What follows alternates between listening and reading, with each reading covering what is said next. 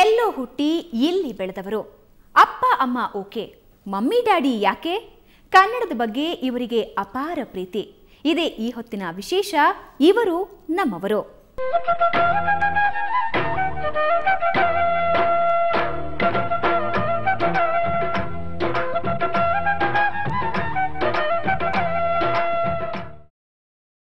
ರಾಜ್ಯೋತ್ಸವ ಪ್ರಶಸ್ತಿ ಸ್ವೀಕರಿಸಿ ತಾವೇನೋ ಭಾರೀ ಸಾಧನೆ ಮಾಡಿದ್ದೀವಿ ಅಂತ ಬೀಗ್ತಾ ಇರೋರ ಮಧ್ಯೆ ಅಪರೂಪದ ಕನ್ನಡ ಪ್ರೇಮಿ ಇದ್ದಾನೆ.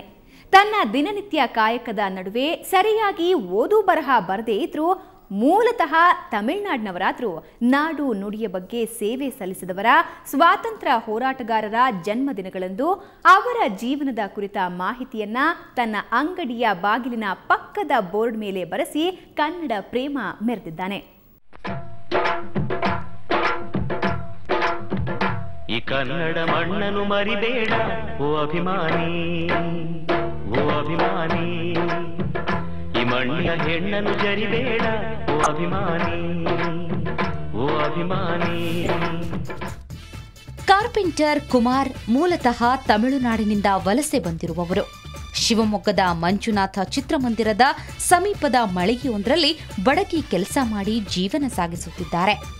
ವೃತ್ತಿಯ ಜೊತೆಗೆ ಹವ್ಯಾಸವನ್ನು ಬೆಳೆಸಿಕೊಂಡಿದ್ದಾರೆ. ನಮ್ಮ ದೇಶದ ಮಹಾತ್ಮರ ಕವಿಗಳ ಬಗ್ಗೆ ಅಪಾರ ಪ್ರೇಮವನ್ನ ಹೊಂದಿರುವ ಇವರು ಸಾಧಕರ ಪರಿಚಯವನ್ನ ಇಂದಿನ ಜನತೆಗೆ, ಯುವ ಪೀಳಿಗೆಗೆ ತಿಳಿಸಿಕೊಡುತ್ತಿದ್ದಾರೆ. ವೀರ ಧೀರರಾಡಿದ ನಾಡು ನಿನ್ನದು, ಶಾಂತಿ ಮಂತ್ರ ಪಾಡಿದ ಬೀಡು ನಿನ್ನದು, ವರ ಸಾಧು ಸಂತರ ನೆಲೆ ನಿನ್ನದು, ಮಹಾಶಿಲ್ಪಕಾರರ ಕಲೆ ನಿನ್ನದು, ಸಂಗೀತ ಸಾಹಿತ್ಯ ಸೆಲೆ ನಿನ್ನದು. ಡಿಸೆಂಬರ್ 17, 2007 ತಮ್ಮ ಮಗಳು ಶರಣ್ಯಾಳ ಜನ್ಮದಿನದಿಂದ ಈ ಕಾರ್ಯವನ್ನ ಪ್ರಾರಂಭಿಸಿದ್ದಾರೆ. ತನ್ನ ಮರ ಕೆಲಸದ ಅಂಗಡಿಯ ಮುಂದೆ ಒಂದು ಬೋರ್ಡ್ನಲ್ಲಿ ಮಹಾನ್ ವ್ಯಕ್ತಿಗಳು, ಸ್ವಾತಂತ್ರ್ಯ ಹೋರಾಟಗಾರರ ಜನ್ಮದಿನದಂದು ಅವರ ಭಾವಚಿತ್ರದೊಂದಿಗೆ ಅವರು ಮಾಡಿದ ಸಾಧನೆ ವಿವರಗಳನ್ನು ತಿಳಿಸುವ ಪ್ರಯತ್ನಕ್ಕೆ ಕೈ ಹಾಕಿದ್ರು. ಕೆಲ ದಿನ ಸುಭಾಷಿತಗಳು, ನುಡಿಮುತ್ತುಗಳನ್ನು ಬೋರ್ಡ್ನಲ್ಲಿ ಬರೆಯಿಸಿ ಎಲ್ಲಾ ಜನರಿಗೂ ತಿಳಿಯುವಂತೆ ಮಾಡಿದ್ರು.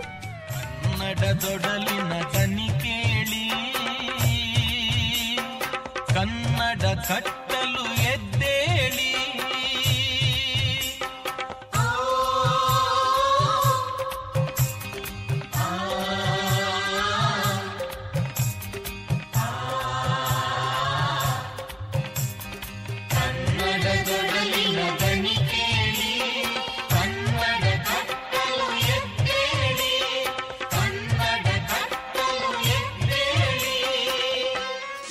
ಇಲ್ಲಿ ಎಲ್ಲ ಪೋಸ್ಟ್ ಎಲ್ಲ ಹಾಕಿದ್ದಾರೆ. ಭಗತ್ ಸಿಂಗ್ ಮತ್ತು ನೆಹರು, ಗಾಂಧೀಜಿ, ಸುಭಾಷ್ ಚಂದ್ರ ಬೋಸ್ ಅವರೆಲ್ಲ ಇದ್ದಾರೆ. ಇದರಿಂದ ನಮ್ಗೆ ತುಂಬ ಅನುಕೂಲನೂ ಆಗುತ್ತೆ. ಅಂದರೂ ಇಲ್ಲಿ ಏನಾದರೂ ನಮ್ಮ ಸ್ಟಡೀಸ್ ಕೂಡ ಯೂಸ್ ಆಗುತ್ತೆ. ಇದು ಓದೋದ್ರಲ್ಲಿ ಏನೋ ಒಂಥರ ಖುಷಿ ಅನಿಸುತ್ತೆ. ನೆಕ್ಸ್ಟ್ ನಮ್ಮ ನಾಲೆಡ್ಜ್ ಕೂಡ ಇಂಪ್ರೂವ್ ಆಗುತ್ತೆ. ತಮ್ಮ ಕಾಯಕದ ಜೊತೆಗೆ ಸಾಧಕರ ಕುರಿತು ಜನರಿಗೆ ಮಾಹಿತಿ ನೀಡುವ ಈ ಮೂಲಕ ಜನರಲ್ಲಿ ಜಾಗೃತಿ, ದೇಶಪ್ರೇಮ ಮೂಡಿಸುವ ಕಾರ್ಯವನ್ನ ಕುಮಾರ್ ಮಾಡುತ್ತಿದ್ದಾರೆ. ಇದರ ಜೊತೆಗೆ ಶಿವಮೊಗ್ಗ ಒಳ್ಳೆ ಹೆಸರು ಗಳಿಸುವಂತಾಗಬೇಕು, ಭಾರತದ ಭೂಪಟದಲ್ಲಿ ಶಿವಮೊಗ್ಗ ವಿಶೇಷವಾಗಿ ಗುರುತಿಸುವಂತಾಗಬೇಕು ಎನ್ನುವ ಬಯಕೆ ಕುಮಾರ್ ರವರದ್ದು. ಎಲ್ಲಾದರೂ ಇರು, ಎಂತಾದರೂ ಇರು, ಎಲ್ಲಾದರೂ ಇರು, ಎಂತಾದರೂ ಇರು, ಎಂದೆಂದಿಗೂ ನೀ ಕನ್ನಡವಾಗಿರು, ಕನ್ನಡವೇ ಸತ್ಯ, ಕನ್ನಡವೇ ನಿತ್ಯ.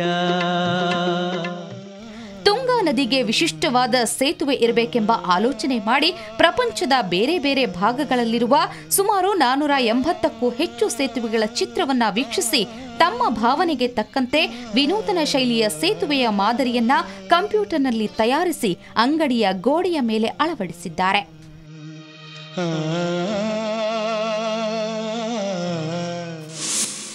ಆ ಒಂದು ಹೊಸ ಕಲ್ಪನೆ ಥರ ಅದನ್ನ ಬ್ರಿಡ್ಜನ್ನ ಡಿಸೈನ್ ಮಾಡಿದೆ.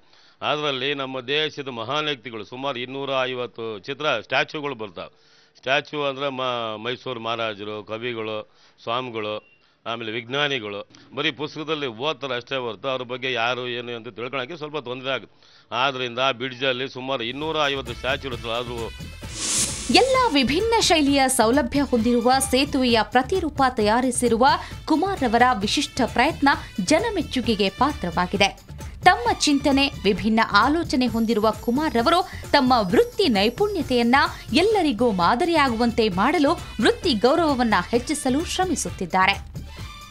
ಶಿವಮೊಗ್ಗದಿಂದ ಕ್ಯಾಮರಾಮನ್ ನವೀನ್ ಜೊತೆ ರಾಜೇಶ್ ಕಾಮತ್, ಸುವರ್ಣ ನ್ಯೂಸ್. ಇದು ಶಿವಮೊಗ್ಗದ ಸ್ಟೋರಿ ಆಯಿತು.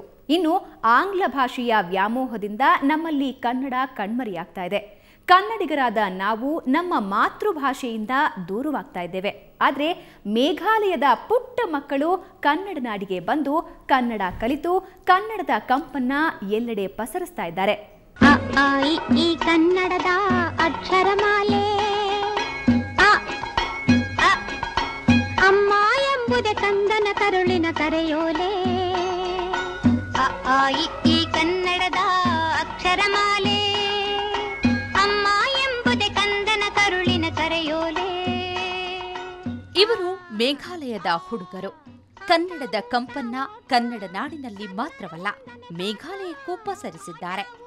ಅಂದಹಾಗೆ ಹಾವೇರಿ ಜಿಲ್ಲೆ ಹಿರೇಕೆರೂರು ತಾಲೂಕಿನ ರಟ್ಟಿಹಳ್ಳಿಯ ಕಬ್ಬಣಗಂತಿ ಮಠದಲ್ಲಿ ಮೇಘಾಲಯದ 46 ಮಕ್ಕಳಿಗೆ ಆಶ್ರಯ ನೀಡಲಾಗಿದೆ. ಇವರಿಗೆಲ್ಲ ಉಚಿತ ಶಿಕ್ಷಣ ನೀಡಲಾಗುತ್ತಿದೆ. ಕನ್ನಡಿಗರೇ ನಾಚುವಂತೆ ಇವರು ಕನ್ನಡದಲ್ಲಿ ಮಾತನಾಡುತ್ತಾರೆ. ಕಳೆದ 6 ತಿಂಗಳ ಹಿಂದೆ ಇವರೆಲ್ಲ ರಟ್ಟಿಹಳ್ಳಿಗೆ ಬಂದಿದ್ದು, ರಟ್ಟಿಹಳ್ಳಿಯ 3 ಶಾಲೆಗಳಲ್ಲಿ ಇವರೆಲ್ಲ ವಿದ್ಯಾಭ್ಯಾಸ ಮಾಡುತ್ತಿದ್ದಾರೆ. ಉಳಿಯುವುದು ಮಾತ್ರ ಕಬ್ಬಿಣಗಂತಿ ಮಠದಲ್ಲಿ. ಈ ಮಠದಲ್ಲಿಯೇ ಇವರು ಕನ್ನಡದಲ್ಲಿ ಕೃಷಿ ಮಾಡುತ್ತಿದ್ದಾರೆ. ಮಠಕ್ಕೆ ಬಂದವರ ಜೊತೆಯಲ್ಲಿ ಸ್ವಾಮೀಜಿಗಳ ಜೊತೆಗೆ ತಮ್ಮ ಸಹಪಾಠಿಗಳ ಜೊತೆಗೆ ಇವರು ಮಾತನಾಡೋದು ಕನ್ನಡದಲ್ಲಿಯೇ. ಮೊದಲು ಇವರಿಗೆ ಕನ್ನಡ ಮಾತಾಡೋದು ಕಷ್ಟವಾಗಿತ್ತು. ಕ್ರಮೇಣ ಕನ್ನಡದಲ್ಲಿಯೇ ವ್ಯವಹರಿಸುತ್ತಿದ್ದು, ಇನ್ನು ಕೆಲವೇ ದಿನಗಳಲ್ಲಿ ಇವರು ಸಂಪೂರ್ಣ ಕನ್ನಡದಲ್ಲಿ ಮಾತನಾಡುವ ವಿಶ್ವಾಸದಲ್ಲಿದ್ದಾರೆ. ಒಣಗುವ ಮರದಂತಲ್ಲ ಶರಣರ ಅನುಭವದ ವೃಕ್ಷ, ಒಣಗುವ ಮರದಂತಲ್ಲ ಶರಣರ ಅನುಭವದ ವೃಕ್ಷ, ಬತ್ತುವ ನದಿಯಂತಲ್ಲ ಬತ್ತುವ ನದಿಯಂತಲ್ಲ ಶರಣರ ಅರಿವಿನ ಕಾವೇರಿ, ಶರಣರ ಅರಿವಿನ ಕಾವೇರಿ.